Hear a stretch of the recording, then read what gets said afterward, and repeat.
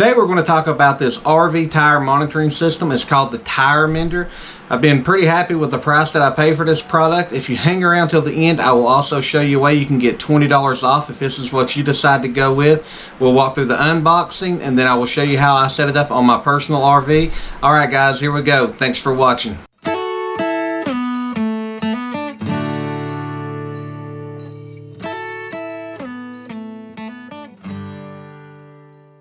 Alright guys, so today we're here to do the unboxing of this RV tire monitoring system. It is called the TIREMINDER, and this is something I'm getting ready to install on the RV. And I got the 10 tire system, so I'm going to pop this right here out. And basically this here is the monitor, and then it comes with this little box here.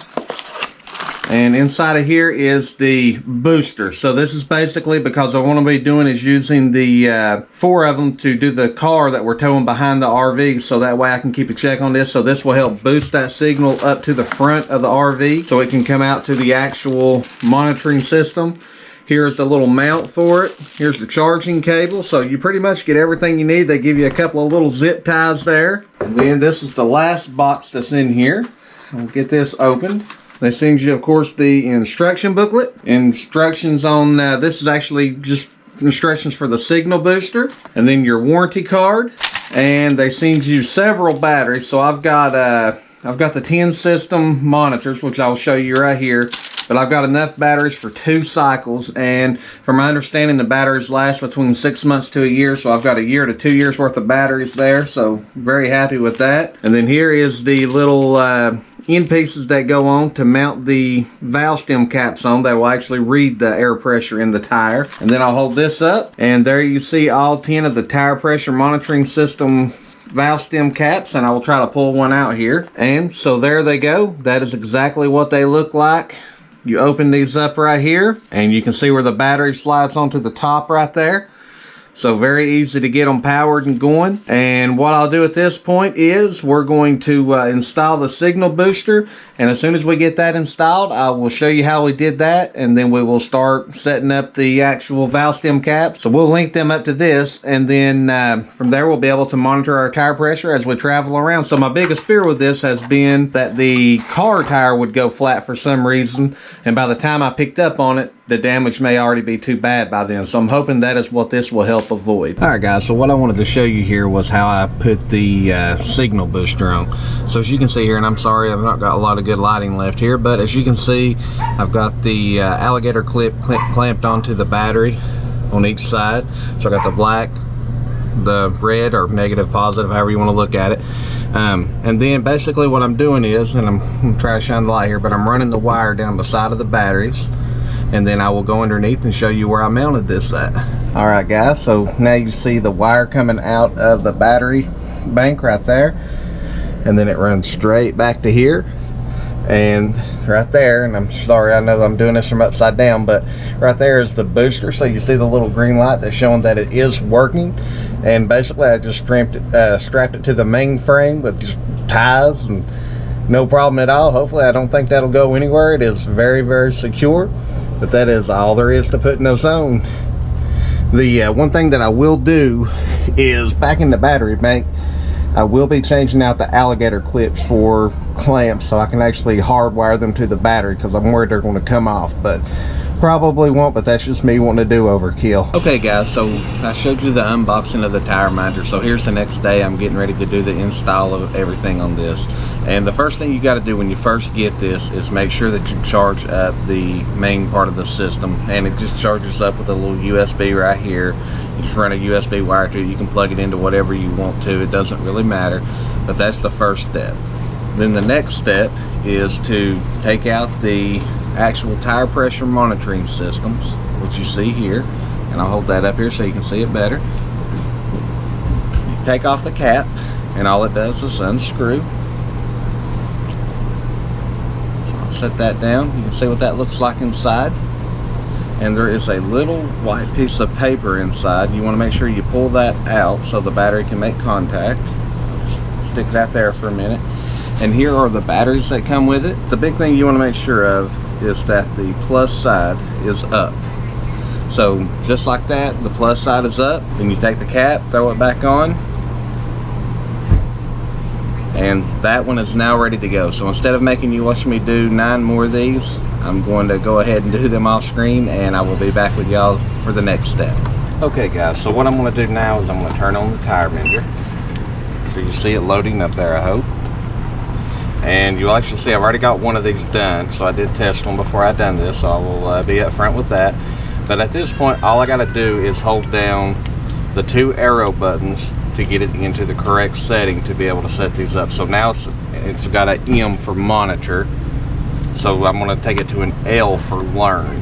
So I hold these down. It takes about 5 to 10 seconds. Well, it went really quick. So now you see the first tire that was done, and you see it's in L right here. And then, so what I'm going to do is press over, because I'm doing the other side front tire. So I'm going to take off the old valve stem cap. Probably see some water dripping from our AC. Then I'm going to put on the new, so this is the tire mender cap that I'm putting on. I've got the battery put into it. Then I'm going to pop it on. You'll hear a little bit of air shoot out. Now you're secure. And that quick right there, you will see the 94. So that means that I've got 98 pounds of pressure on the first tire, 94 pounds of pressure on the second tire. So now I've got to go through and do this for the rest of these. So now I'll just press over one more. It'll go to this one here, so you see the little light blinking, and from there I'll go through and do each set of tires. So again, not to bore you with this, I'll go through and get them all set up, and then I will bring you back. And what I'm going to do, just so you do know, so basically these are going to be the outside tires for the RV, the back tires, inside and out. And then these last 4 back here are what I'm going to use for the actual vehicle that we're towing behind the car to monitor it as well. So basically I'm going to have driver's side front, driver's side rear, and then I'll have passenger side rear and passenger side front. That's kind of what I came up with that I thought would be the easiest to read. But that is literally all there is to it. You screw on the cap after you got the battery in, you have this in the learn position, and it just kind of syncs itself up fairly quickly. All right, so now that we've got this done, so as you can see, there's the settings. I hope that's showing up good on there. But that's the actual tire pressure setting. So what I'm going to do now is I'm going to hold down the center button, and I'm going to make this go to actually set the pressures that I basically want it to alert me at. So when I hold this down, it takes about 5 seconds. So now you see that that is in P for pressure. And basically what you're seeing there is like the 90s and the 35s. So the 90s are the RV tires. The 35 is the car tires for when we're towing behind us. And more or less all you got to do, so right now you're seeing the PSI flashing, the little PSI button in the top, I guess it would be the left-hand corner of the side that you're looking at, or right-hand corner, left-hand corner. So you can actually change that. So if you hit the left or right buttons, you'll see that change. So it goes to bar. I don't know how to read that, but it goes to bar. So I'm going to flip it back to PSI. If I hit the center button again, it'll do the same thing for Fahrenheit. You can go to Celsius. Of course, I'm not good with Celsius, so I'm going to go back to Fahrenheit. And then you start clicking through. So when I push the center button again, now you're going to see that first tire blinking. So if I needed to change that to 95, I could, easily go up. And I'm at 94, so 95 right there. For mine, I want to be right around 90, so I'm going to go back down to 90. And then you just go through each tire, set it where you want to. So basically you just keep clicking that center button to go through each tire. And then once you are done, all you have to do is hold down the center button again.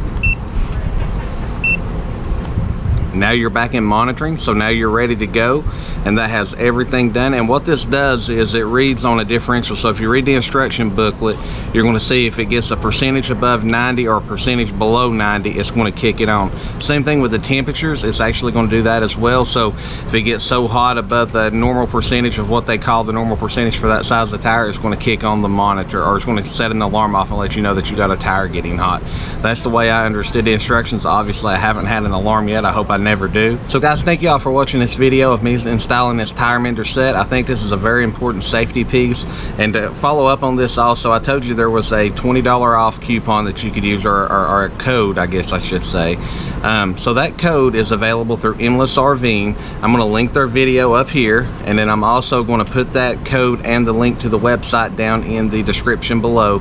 And with that, you are able to save $20 off of any system that you purchase. And I can tell you, when I purchased mine, it was $20 $20 off, plus I was not charged any kind of tax, which was really cool. So that's a pretty good savings there. I got the 10 tire system. I got it for right under $400. I thought that was a really good deal based on the research that I'd done and the other systems that I have seen.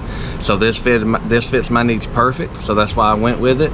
I hope y'all enjoyed this video. I want to invite you to like, share, subscribe, and leave a comment below.